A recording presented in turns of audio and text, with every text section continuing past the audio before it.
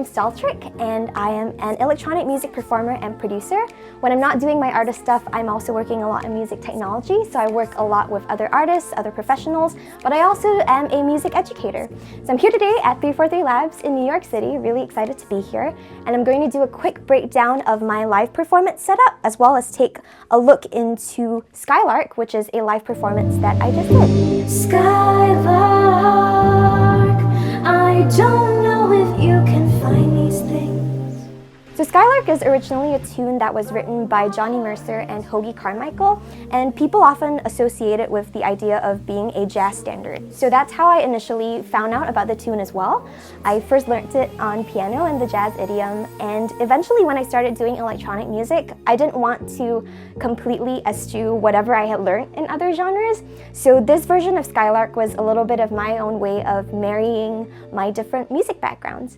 So as I break down my setup, I'm going to look at three main things. First of all, the physical hardware in my setup. Then I'm going to take a look at the form of Skylark, which was the performance that I developed, and take you through how I crafted that. And then we're going to take a look at the specific vocal looping things that I did in the performance itself. So let's get started. Great, so in this particular setup, I have my laptop, which is a MacBook Pro, and it's running Ableton Live, and as you can see, I'm mainly working out of Session View for the purpose of this performance. Connected to it, I've got my audio interface, which is the K-Mix by Keith Macmillan Instruments, and this is also taking in the input from my wireless vocal mic that I'm using to record all of my singing and the loops that I do.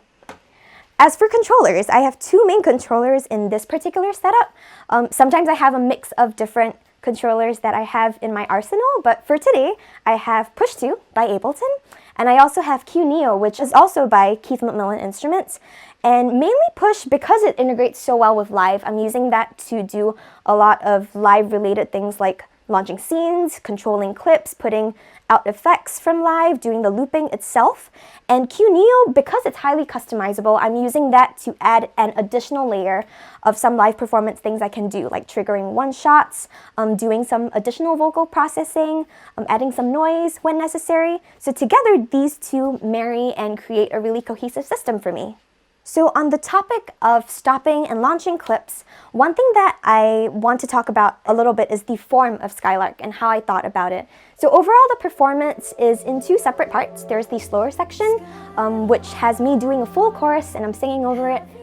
Anything to say to me? Won't you tell me where my love can be? And then it kind of transitions into a more upbeat section with grooves, more looping, additional layers of parts.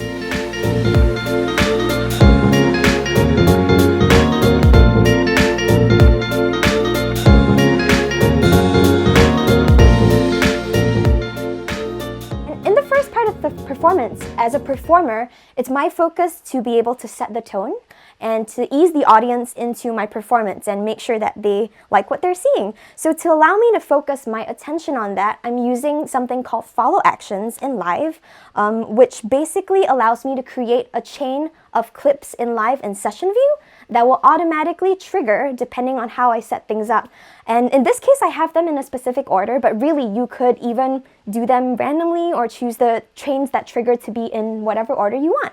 So let's take a quick look over at my bass audio track over here, and let's take a quick look at this clip in particular. So if we look at this bass clip I have over here, I'm going to zoom in, and we'll take a quick look at the launch box over here with our launch settings. We can see under follow action right here, I have the clip set to trigger its following clip after 8 bars. That way, I don't have to actually physically launch the clip from Push. If I want the next bass clip to play, it'll just launch automatically. And this way, it lets me transition right into the next section where I start building up additional layers and bring in all sorts of different instruments and even bring in some loops. So this is the part where we look at follow actions in the bass clip, and I'm going to launch this bass clip number 4 over here. And we can see in Live and Session View that the clip below that has started to flash with its green triangle, and that means that after this current clip is done playing, the next clip is going to start playing. So let's observe that. 3, 2, 1. next clip. And this is the loop that starts getting us into the loopier section of the second half of the performance. Moving on to the second section of my performance, I do incorporate different kinds of looping for MIDI instruments and audio, and in the case of audio, I'm specifically looping my vocals. Skylark, skylark, skylark, skylark, skylark, skylark, skylark, skylark, skylark, skylark,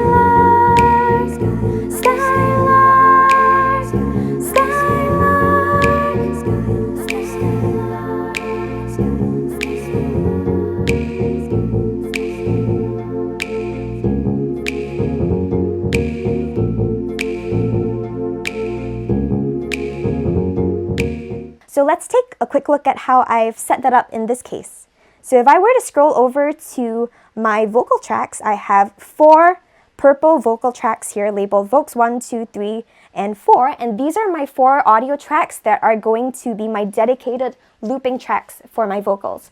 If we take a quick look over at live, let's take a look at the in-out sections for each of these tracks. So we notice that instead of taking audio from my external mic, I'm taking audio from Vocals in, and I'm doing it post-FX. So this will make sense in a short moment if we quickly take a look at what exactly Vocals in is. So a couple of tracks down the road, I have a green audio track called Vocals in, and this is basically taking in my live vocal. So this audio track is recording all of my singing. It's letting me monitor and hear my singing throughout the entire performance. And if we were to take a closer look at some of the things on Vocals in itself, we notice I have a couple of devices on the track. So I have a chorus, for example. I also have an EQ, which if we look in live over here, in device view, we see that it's there cutting out some of the low end from my vocal. I also have a compressor. I have something set up called space, which is really a delay and reverb for me to add some space to my voice. And then I have an additional effects right at the end if I wanted the option of adding in any other effects like a high pass filter, low pass filter, some additional things. But the benefit of taking audio in from this Vocals in track for all of my loops, as opposed to my actual external mic itself, is that all of the audio that I'm looping is going to also have the effects that are on my vocal that's being processed already. So this way, when I record the loops, I wouldn't have to duplicate the same rather long chain of audio effects that are coming in and processing my vocals and have that on every single track. So it ends up being a lot more efficient and a lot more compact. Another thing that you'll notice also is that my 4 vocal loop tracks are in a group that's called Vocals Loop. And partially this is for organization, which is really important to me. And a lot of the times when I'm doing live sets, it's almost like a circus and I really don't want to get lost in the sauce. So in order for me to not get lost in the sauce, I try to organize things in a way that makes sense to me. So for me, I have all of my vocal tracks going into this vocal loop group. And the benefit of this is that if I were to go into mix view on push, I'm able to actually globally control the volume of all of my loops at the same time with one knob if I want to change the volume of the loop. So if they're too hot in the mix, or if I want to bring them down, especially if all the other layers of loops and stuff are coming in, then this is a great way to do that efficiently without having to simultaneously control 4 knobs at the same time. And it helps a lot, especially in the outro of my performance, where I'm starting to fade things out but bring the vocals back in. I just bring up that one knob and I can quickly head over to whatever effects I have on my master track and end the song in a really smooth way.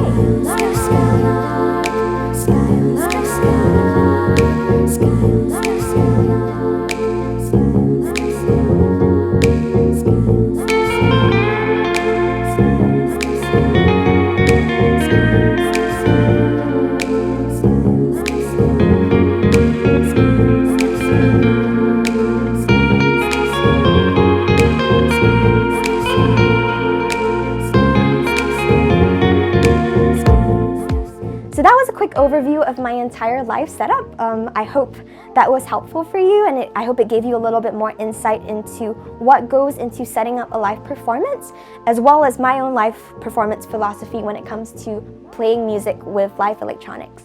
So thank you again to 343 Labs for having me here, and thank you for watching this video.